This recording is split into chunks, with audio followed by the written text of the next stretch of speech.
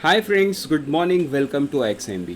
आई hope आप सब अच्छे हैं and you are preparing well for examination.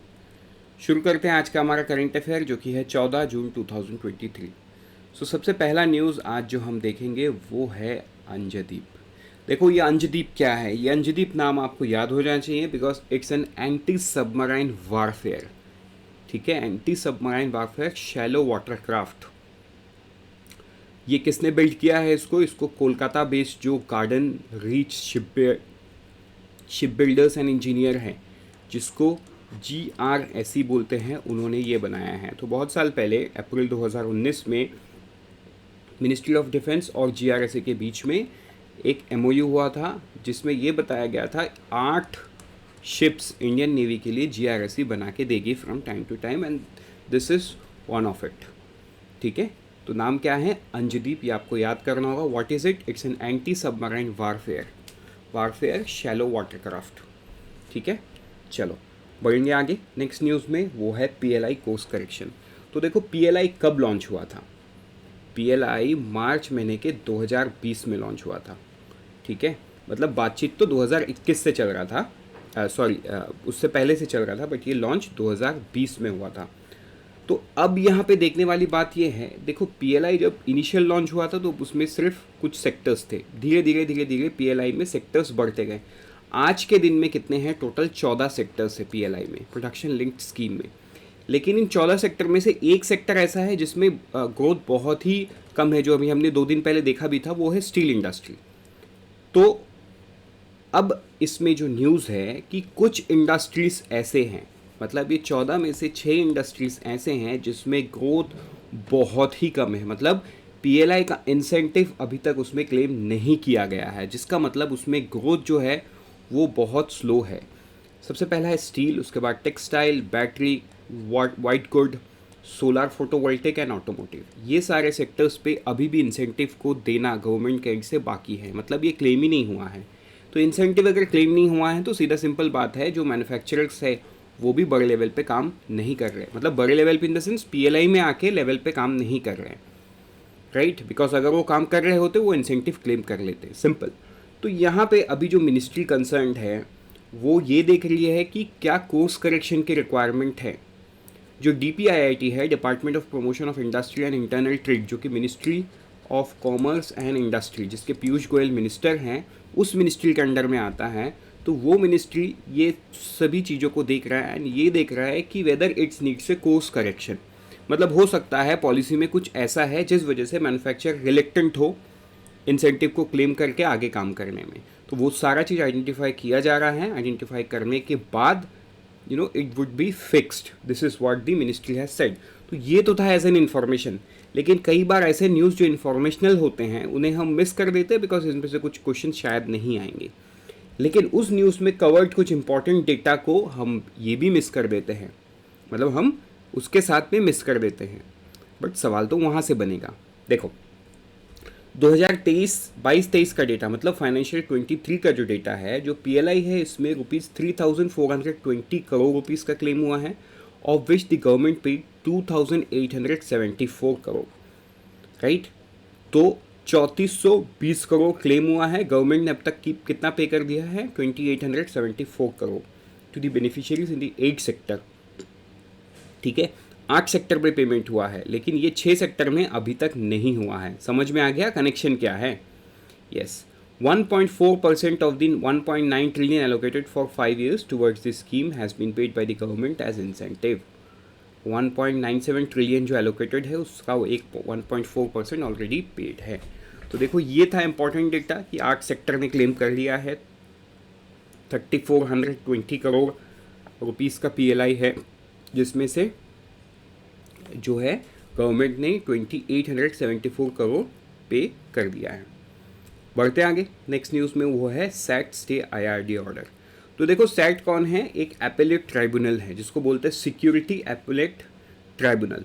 तो अभी हमने कुछ दिन पहले एक न्यूज़ देखा था जिसमें ये देखा था कि जो सहारा ग्रुप है, सहारा इंडिया लाइफ इंश्योरेंस, इनके सारे पॉलिसीज़ को कौन टेक ओवर करेगा? SBI life. ठीक है, एसबीआई लाइफ टेक ओवर करेगा। लेकिन जो सिक्योरिटी एपेलेट ट्राइब्यूनल है, इन्होंने इंश्योरेंस रेगुलेटर मतलब जो आईआरडीआई है, इनके इस डिसीजन को क्या कर दिया है, स्टे लगा दिया इनके डिसीजन को। मतलब ये डिसीजन अभी अमल नहीं किया जाएगा, दिस विल बी डिलेड। ठीक है, the appellate authority said that 5 years since the IRDAI decision to transfer policy of Sahara Life to ICICI Prudential was set aside.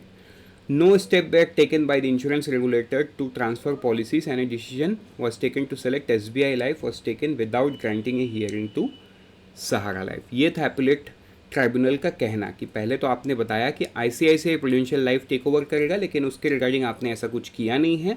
उसके बाद आपने डिसीजन ले लिया कि SBI लाइफ को ट्रांसफ़र करना है, लेकिन आपने तो सहारा लाइफ को सुना ही नहीं है। तो ये था अपीलेट ट्राइब्यूनल का कहना, right. So sometimes it happens कि जो रेगुलेटर हैं उनके डिसीजन को भी ओवरटर्न कर देती है सेट। अब it is up to the next hearing, जहाँ पे ये चीज़ क्लियर होगा कि और क्या होने वाला है आगे। ठीक है, चलो बढ़ेंगे आगे। आई होप ये न्यूज़ आपको क्लियर हो गया है। बढ़ते हैं आगे नेक्स्ट न्यूज़ में, वो है स्टे नाउ पे लेटर। देखो यहाँ से एक सिंपल सवाल बनेगा, तो वो सिंपल चीज़ ही पढ़ो, कॉम्प्लेक्सिटीज़ में नहीं जाना है। आपको सीधा सीधा पूछेगा कि कौन सा hospitality firm stay now pay later Indian travellers के लिए लॉन्च किया है। सीधा सीधा है, hospitality firm OYO has done it. ठीक है, जिसके फाउंडर रितेश अग्रवाल है, वो जो ओआईओ है, ओआईओ ने ये काम किया है कि stay now pay later programme that will give Indian traveller flexibility in planning their summer travels. ठीक है, बहुत इंपॉर्टेंट न्यूज़ था ये। इसमें से सीधा सीधा यही सवाल बनेगा कि कौन से कंपनी ने किया है। बढ़ते आगे नेक्स्ट न्यूज़ में, वो है स्टेट बोरोइंग। तो देखो, जो स्टेट बोरोइंग होता है वो स्टेट डेवलपमेंट लोन्स के थ्रू होता है, which is a government security, right. लेकिन ये स्टेट का होता है। तो जो मार्केट बोरोइंग है, टोटल 11 स्टेट ने अब तक का किया है। इस वीक में उन्होंने 22,500 करोड़ 22,500 करोड़ थ्रू बॉन्ड्स उठाए हैं, राइट। 62% हायर है ये एज इंडिकेटेड ₹13,900 करोड़। इंडिकेशन क्या था कि वो 13,900 करोड़ उठाएगी, लेकिन वो उसका 62% हायर उन्होंने उठाया 22,500 करोड़। जो 4 स्टेट है वो 10 साल के बॉन्ड को इशू किए हैं टू रेस 3,000 करोड़। तमिलनाडु ने 2,000 करोड़ रेस किया, हरियाणा ने 750, नागालैंड ने 150 करोड़ एंड गोवा ने 100 करोड़। ठीक है, महाराष्ट्र हाईएस्ट अमाउंट रेस किया है ₹5,000 करोड़, जिसमें 2,500 करोड़ का 8 साल का बॉन्ड है एंड बाकी 9 ईयर का पेपर है, राइट। ये आपको याद करना होगा। तमिलनाडु ने रेस किया कितना, 4,000 करोड़। ठीक है, चलो बढ़ते हैं आगे नेक्स्ट न्यूज़ में। बाकी देखो, ये स्टेट्स का नाम आपको याद नहीं करना होगा, not required at all, but हाँ ये ओवरऑल आपको पता होना चाहिए। बढ़ते आगे नेक्स्ट न्यूज़ में, वो है अति उत्तम। तो देखो, जो GSI का geological survey of India training institute, GSI का जो ट्रेनिंग इंस्टीट्यूट है GSITI, ये हैदराबाद में लोकेटेड है एंड इनको एक एक्रीडेशन मिला है। एक्रीडेशन का नाम है अति उत्तम, तो ये आपको ध्यान में देना होगा। ठीक है, ये मिनिस्ट्री ऑफ माइंस के अंडर में आता है। इनको अवार्ड दिया गया है national accreditation board of education and training NABET, इन्होंने इनको एक्रेडिटेशन दिया है अति उत्तम का।